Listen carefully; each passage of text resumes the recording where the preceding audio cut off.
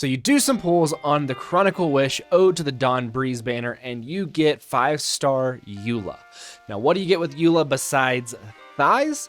Well, Eula is a Claymore-wielding cryo user who is actually the Physical Archon. In this video, we are going to talk about Eula, what you need to know about her, her kit, how her skill and her burst works, basically anything that you might need to know as a new player to Genshin or a new player to Eula specifically.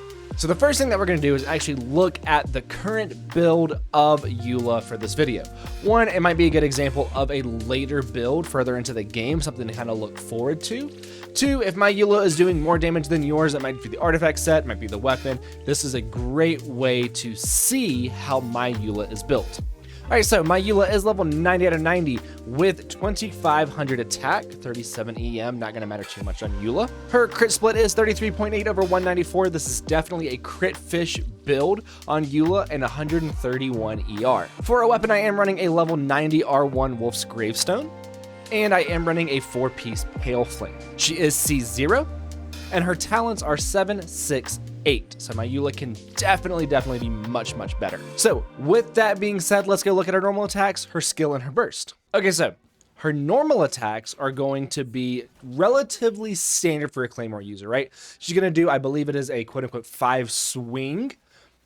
It says 5 hit, but it hits more than 5 times. So I'm going to call it a 5 swing on her normal attacks. I do like how she kind of like throws the Claymore into the ground at the very end. I do love that. Now her charge attacks are going to be kind of standard for a Claymore user, where she's just going to kind of swing back and forth, ending in a much more powerful swing.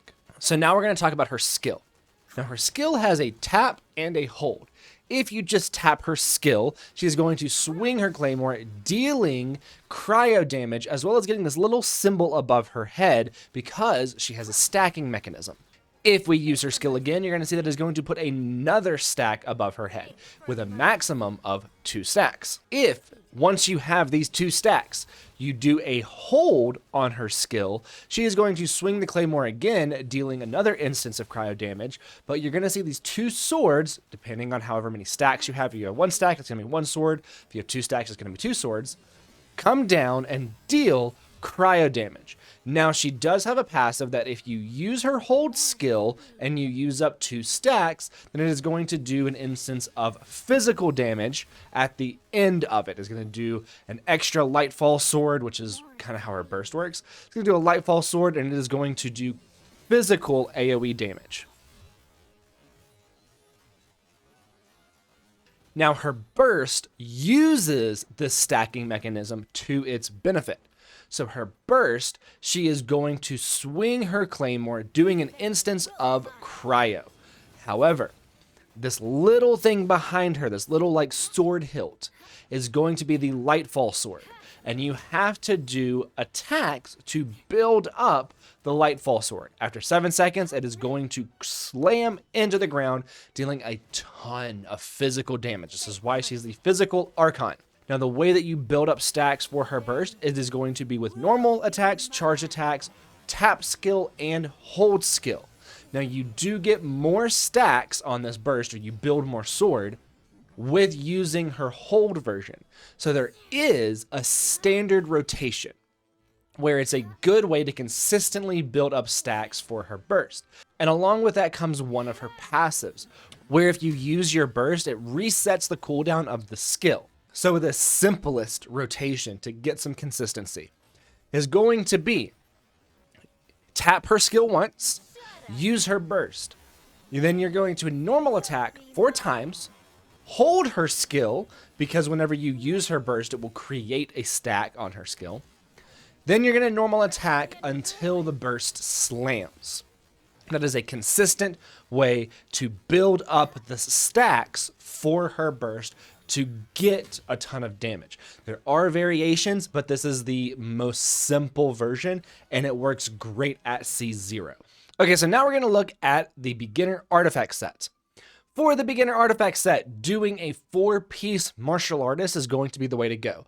The 2-piece martial artist gets up your normal and your charge attacks, which you're using Eula's a lot, especially with her burst. And the 4-piece, once you use your skill, it will increase your normal charge attack damage even further.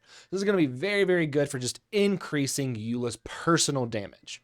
Now, for the main stats on these artifacts, you want to do an attack sands, you want to do a physical damage goblet, and you want to do a crit rate or crit damage circlet. So at the beginning, I did mention that my Eula is a crit fish, meaning that I have a lower crit rate, higher crit damage, because I'm not expecting to crit every time. Now, you can build Eula out in a way to where you're going to be getting high enough crit rate, or you can supplement her crit rate.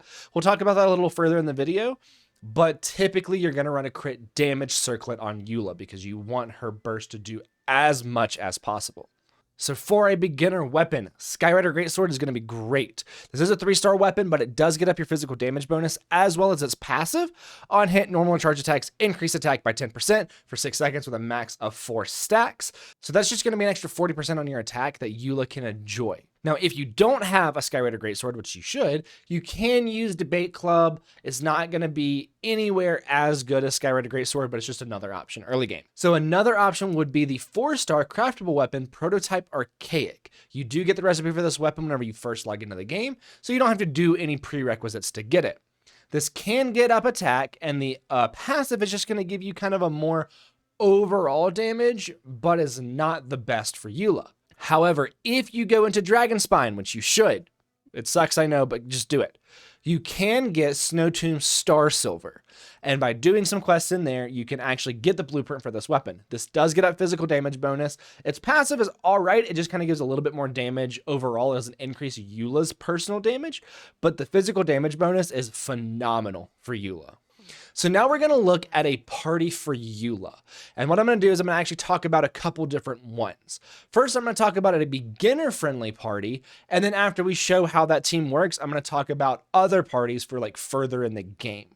So the way that we're going to create this beginner-friendly party, we're not going to assume that you have any character other than the characters that the game gives you for free. So of course we've got Eula. Then we've got Kaya. Kaya is going to be good because of Cryo Resonance, which is a way to increase Eula's crit rate. If enemies are affected by Cryo, it increases the crit rate by 15%.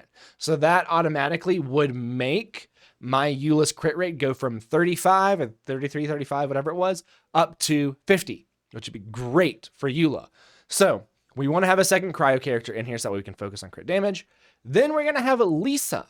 Now, Lisa is in there. 1, her burst drops the defense of your enemies that are hit by her burst. 2, she has Electro, and Electro and Cryo have Superconduct reaction, which drops the enemy's physical resistance.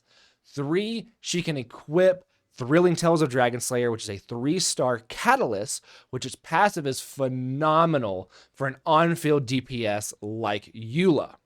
Lastly, we're going to have Barbara. Barbara is in there for 2 reasons. 1, for healing. 2, she can keep enemies frozen, which means that Eula can just do some extra shatter damage. Also getting that Cryo Resonance, right? So Electrocharged will actually have enemies affected with Electro and Hydro, and you can cause Superconduct off of that and freeze the enemy. So this is going to be a really good kind of combination to have enemies affected by Cryo more often. So the way that this team is going to work is that you're just going to be having Eula on field for the majority of it. You're going to be using Kaya when his burst is ready. You can swap him on, use his skill, get the energy, take him back off. Go to Lisa, same thing. Use her skill to have enemies who hit with Superconduct, so that way you can have their physical resistance dropped. Then you can go to Barbara, use her skill for healing, stuff like that. But the majority of the time, you're going to have Eula on field. This is going to be a hyper carry team where Eula is going to be doing like 90% of your damage, right? Every other character is there to support Eula. Eula is just doing all of your damage. So you're going to be using like Barbara's skill, Lisa's burst, Kaya's burst all together. So that way you have Superconduct and frozen enemies, so that way Eula can get the increased crit rate, do more damage on them because their physical resistance has been lowered, and have some healing in there with Barbara. So this is going to be really, really good. You would just have to remember to use like Barbara's skill, Kaya's burst, Lisa burst, so that way you're swapping to Eula to get the passive from Thrilling Tales onto Eula. right? If you swap to another character first, they will get the passive, Eula will not. So you have to carefully choose when to swap to what character, so that way Eula is the one getting the passives and the most buffs from this. If you do have somebody like Bennett, I would be using Bennett over Barbara. Bennett's burst would give it another attack buff to Eula, as well as giving some healing. So if you do have Bennett, definitely be using Bennett over Barbara. Now, this is going to be a much more standard team. Like if I wanted to run Eula in the Abyss, right? We have Eula, Layla, Farina, and Benny. Now, Eula is going to be my on-field damage dealer. Layla is going to be using her shield as well as burst to keep the enemies affected with cryo for the cryo resonance. Her shield is also going to protect Eula for when Farina's blood-sucking minions come out. Farina is one of the best buffers in the game, as well as dealing some significant damage on her own. So Farina is very good. Farina makes it to where you can skip Superconduct, right? Without Farina, you have to run Superconduct. With Farina, you can skip Superconduct. Lastly would be Bennett. My Bennett is C6. I still don't have an issue running Eula with C6 Bennett. Another version would be to take out Layla and put in Rosaria. C6 Rosaria does decrease your enemy's physical resistance, which is good.